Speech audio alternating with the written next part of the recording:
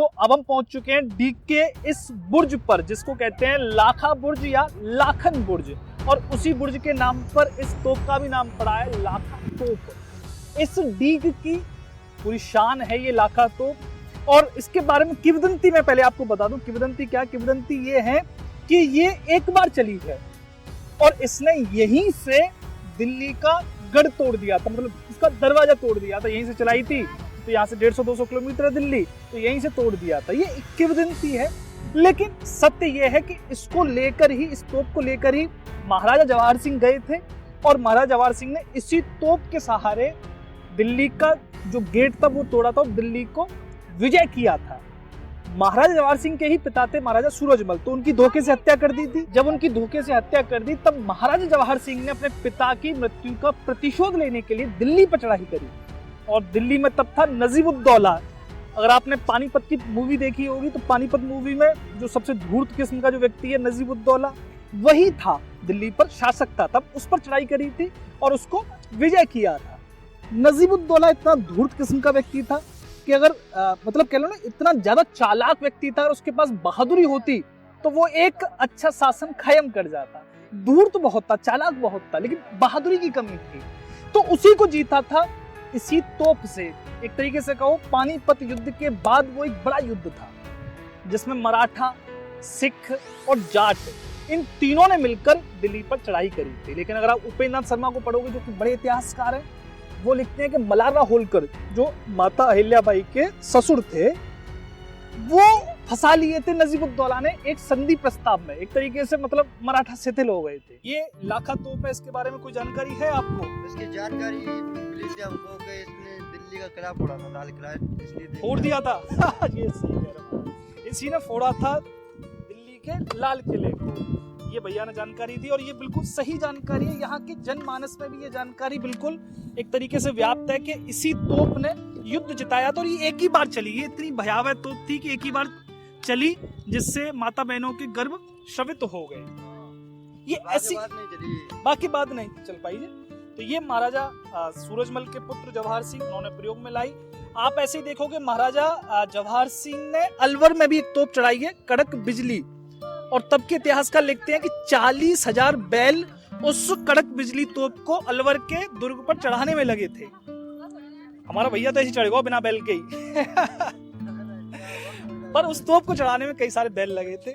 तो भैया, तुम इस तोप पे बैठे हुए हो, जानते ये क्या है? इसमें आग लगती थी। कहाँ लगती थी आग, बताओ? गोला बढ़ते। ये भैया कुछ बताया, क्या बढ़ते थे इसमें?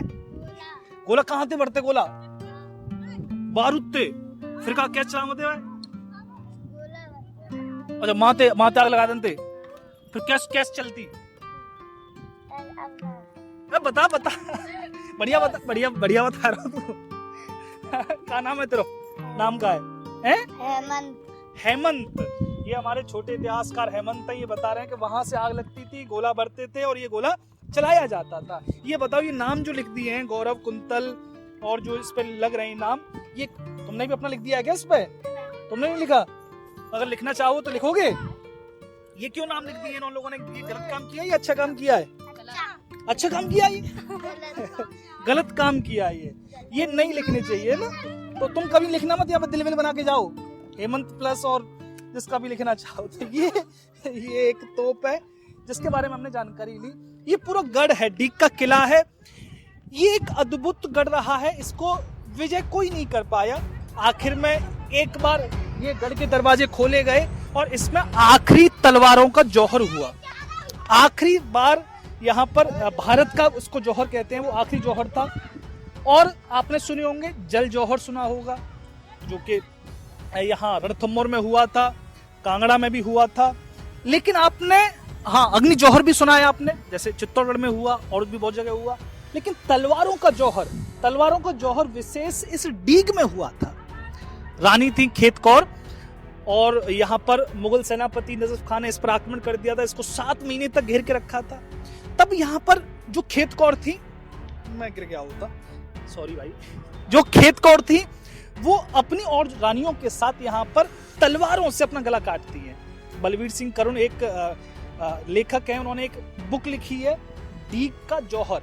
और उसको अभी साहित्य अकादमी का एक पुरस्कार भी मिला। बड़ी सुंदर बुक है। वहां पर वो बताते हैं कि जौहर उन रानियों ने कैसे किया। आप सोचो, अपने बच्चे की छाती में वो खंजर घोंप रही है, अपने आप को वो तलवार से काट रही है, तो वो कैसा भयावह जौहर रहा होगा। आपको वो बुक पढ़नी चाहिए, उस बुक में आपको पूरी जौहर की जानकारी मिलेगी। तो यही हुआ था। ये पूरे डीग के महल हैं, ये डीग का फोर्ट है। अभी तक आपने देखे होंगे कि डीग जो भी फोर्ट होते हैं उसके भीतर ही महल होते हैं, लेकिन ये जो डीग है, ये डीग का किला अलग है, फोर्ट अलग है, इसकी चारदीवारी अलग है और इसके महल अलग हैं, जो जल महल जिनको हम ज्यादा तारीफ करते हैं। और इस पर एक दिन मेला भी लगता है। हाँ माँ, मेला लगे? आपने कभी देखो मेला? मैं ना देखो। लगता है। अच्छा, नहीं जाओ, आवाज आ गई जिनको सुना है। अच्छा, फुवारे को मेला कभी देखो आपने यहाँ पे? देखो ये देखो मेलो देखे हम शाम भादों आदि भादों आवे। तो कैसे रंग बिरंगे वहाँ पे पानी निकले, ऐसे सुने हो मैंने? रंग धोरे पीरे कारे। अच्छा, सब तरह के निकले, सब खूब छूटे ऊंचे ऊंचे तक जामे हैं। हाँ। अच्छा, तो आपको कहाँ गांव नहीं आसपास ही यहीं के डिग की है? हाँ, वो पास गांव मन के हैं। अच्छा, तो आज ऐसी डोल में आ गई है? हाँ, कि डोल बालक आ गए, इनके संग आ गई। अच्छा, भैया वगैरह आ गए। हाँ, मैं ना देखो कबो कुछ। अच्छा, आप ना देखे, तो आप तो काम को बूढ़ी है गई, मैं कबो ना आई ना आई है।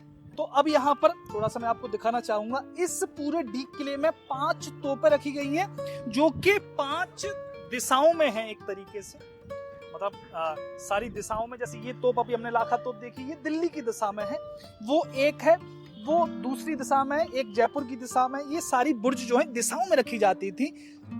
और ये जो सामने देख रहे हैं, ये हवेली है और इसमें सैनिक रहते थे ज्यादातर, क्योंकि सारे लोग तो महलों में रहते थे, जो भी राजा और रानियां होती थी, यहाँ पर सैनिक रहते थे। और मैं आपको बताऊं कि इसके पीछे ही एक गोदाम है, जिसको हम अभी देखेंगे। इसके पीछे गोदाम है जिसमें बारूद रखा रहता था, और वो नीचे 200 फीट तक गहरा है, 200 फीट। तो मुझे इस तोप में एक चीज और बड़ी मजेदार मिली, मैं वो भी आपको दिखाऊंगा। यहाँ पर किसी भाई ने बड़े अच्छे से लिखा है, ऊपर YouTube है, amazing experience hacker 2, subscribe me please. तो ये किसी ने अपने चैनल का नाम दिया है और तोप पर लिख दिया है, भाई हैकर 2 तेरी जय हो। भाई ऐसे मत करे यार, तोप की ऐसी तैसी कर दी नहीं है, तो यहाँ मत लिखे, नहीं तो ये तोप के आगे तो ही बाने को उड़ाना पड़ेगा।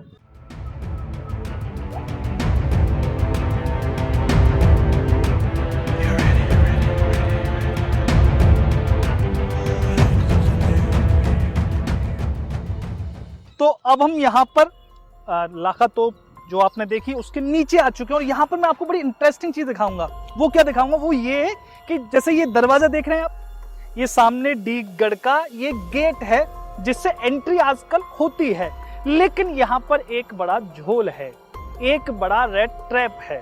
वो कैसे रेड ट्रैप है वो मैं आपको बताऊंगा। कि ये जो गेट था, ये झूठा गेट था।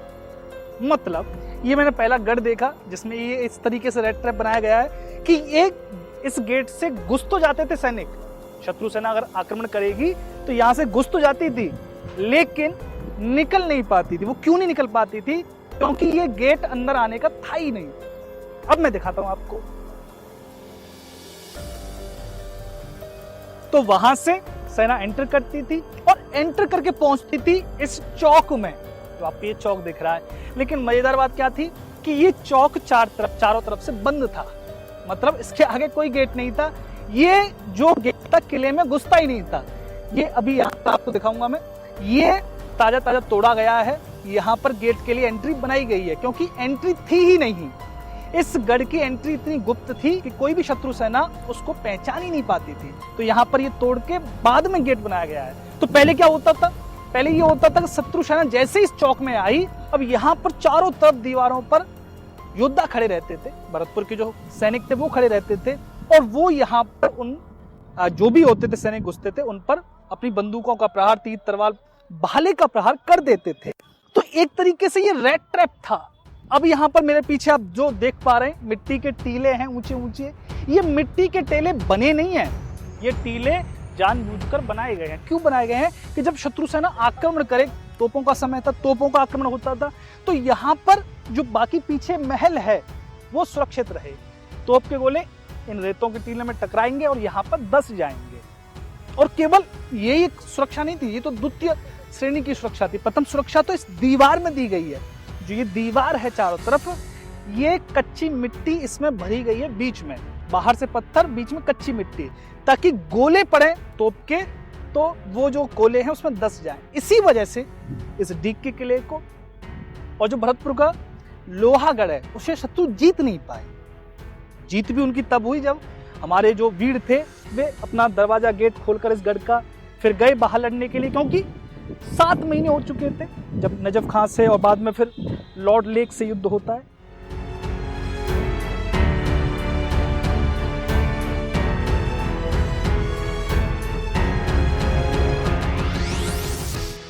तो अब मैं हूं डीग फोर्ट के दूसरे कोने पर। पहले हमने वो लाखा तोप देखी, वो हमारे जस्ट पीछे है। अब मैं हूं दूसरे बुर्ज पर, हजारा बुर्ज है ये, और जो मेरे आप पीछे देख रहे हैं ये हवेली है, और यहाँ पर ये 2 स्टोर करने के, एक तरीके से खाद्य सामग्री स्टोर करने का एक है, दूसरा है गोला बारूद स्टोर करने की जगह। इसमें बताते हैं कि 200 फीट नीचे तक इसमें गोला बारूद स्टोर किया जा सकता था।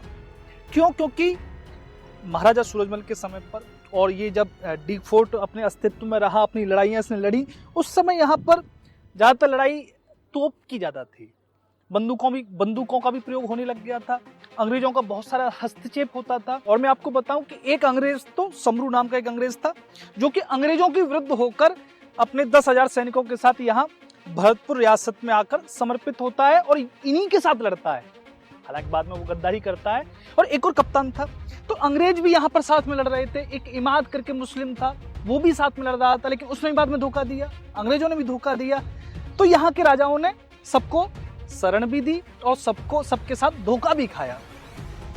अब हम इस बुर्ज पर आ चुके हैं। यहाँ पर एक और तोप रखी हुई है। ये कितना अद्भुत एक युद्ध का भीभत्स स्वरूप प्रकट कर सकती है, इसको आप फील करके देखो। कभी आओ, इस तोप को छूकर देखो। ये तोप आपको इतिहास बता रही है। और इस डीग को समृद्ध किया था महाराजा सूरजमल ने। फिर महाराजा सूरजमल के बाद आते हैं उनके पुत्र जवाहर सिंह। जवाहर सिंह के बारे में मैं थोड़ा सा आपको बताना चाहूंगा कि जवाहर सिंह ने इस डीग के लिए और इस भरतपुर रियासत के लिए बड़ा काम किया है। जवाहर सिंह की अगर हत्या नहीं की जाती तो जवाहर सिंह इस भरतपुर शासन को एक अपनी उच्चतम अवस्था में पहुंचाते थे। और जवाहर सिंह की मृत्यु कैसे हुई, ये आपको जानकर बड़ा आश्चर्य होगा। जवाहर सिंह ने अधिकार कर लिया था लाल किले पर। आगरा के लाल किले पर महाराजा जवाहर सिंह का अधिकार हो चुका। अब महाराजा जवाहर सिंह 1768 की बात है, एक दिन वहां पर बैठकर हाथियों की लड़ाई देख रहे थे। हाथी आपस में लड़ रहे थे। महाराजा जवाहर सिंह अपनी प्रजा के साथ वहां उन हाथियों की लड़ाई देख रहे थे। एक था मदारी खां, मेव, वो मेव था। पहले तो मित्रता थी महाराजा जवाहर सिंह के साथ, लेकिन द्वंद्व हो गया था। और किंवदंतियों में कि एक हुक्के की वजह से द्वंद्व हुआ था, लेकिन नहीं, मेव ने वो एक तरीके से धोखा देने के लिए महाराजा जवाहर सिंह को, और महाराजा जवाहर सिंह की उसने स्वयं हत्या कर दी। मतलब जब वो लाल किले में बैठकर हाथियों का द्वंद्व देख रहे थे, हाथियों का युद्ध देख रहे थे, उसके बाद वो जैसे ही सीढ़ियों से उतरने लगे, वैसे ही उस मदारी खान ने पीछे से जवाहर सिंह की हत्या कर दी। और महाराजा जवाहर सिंह की हत्या के साथ ही इस भरतपुर राज्य का एक तरीके से शक्ति के रूप में पतन हो जाता है। आप देखो, फिर उसके बाद जवाहर सिंह के ही छोटे भाई आपस में लड़ते हैं, और इतना लड़ते हैं कि ये राज्य इतना ज्यादा कमजोर हो जाता है कि जिन मुगलों के घर में घुसकर, जिस दिल्ली में घुसकर यहाँ के राजाओं ने 3-3 महीने तक उसके बादशाह को किले में कैद कर दिया हो, फिर वहीं उन्हीं का सेनापति, मुगल सेनापति यहाँ आकर इस किले को घेर लेता है। ये क्यों घेर लेता है? क्योंकि नवल सिंह, रणजीत सिंह, ये दोनों भाई जो कि जवाहर सिंह के छोटे भाई थे, ये आपस में लड़ रहे थे। शक्ति बट गई, और शक्ति इतनी बट गई कि फिर मुगलों का मुकाबला नहीं कर सके। और यहाँ पर इस गढ़ को, इस महल को नजफ खान ने जीत लिया। ज्यादातर हिंदू शासकों में यही मिलेगा कि आपसी लड़ाई की वजह से हम हार गया, आपसी लड़ाई की वजह से हमारे राज्यों का पतन हो गया। और महाराजा जवाहर सिंह की मृत्यु के बाद भरतपुर राज्य का भी इसी तरीके से पतन हुआ। तो अभी हम इस किले में बैठे हुए, डीग का किला है। अगर इस किले को आप देखना चाहते हो तो इसको महसूस करना पड़ेगा, आपको इसको अनुभव करना पड़ेगा, और अनुभव के लिए आपको यहाँ बैठना पड़ेगा। अभी हम थोड़ी सी छाव में बैठे हुए हैं, धूप हो रही है। ये किला कुछ कहता है। यहाँ पर सैकड़ों सालों का इतिहास इन पत्थरों में जीवंत है।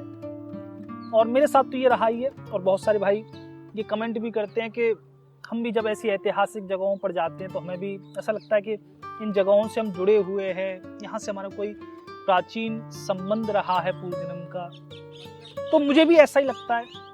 मैं यहाँ पर बैठा हुआ हूँ, बड़ी भावुकता होती है मुझे इन किलों को देख कर के यहाँ पर वे लोग रहे जिन्होंने अपने स्वाभिमान का सौदा नहीं किया, स्वाभिमान के लिए जो जूझ गए। ये वो स्थान है जहाँ पर कभी हमारी वीरांगनाओं ने जौहर कर लिया लेकिन शत्रु के सामने समर्पण नहीं किया। तो ये थोड़ी सी यहाँ पर फीलिंग है, उसको फील करने के लिए आपको बैठना पड़ेगा। कभी भी आपके लिए कोई भी फोर्ट घूमने जाओ, कहीं का भी घूमने जाओ, तो वहाँ थोड़ा सा बैठो, उस किले को थोड़ा सा अनुभव करो, उस किले को जानने की कोशिश करो कि वो किला आपसे क्या कहना चाहता है।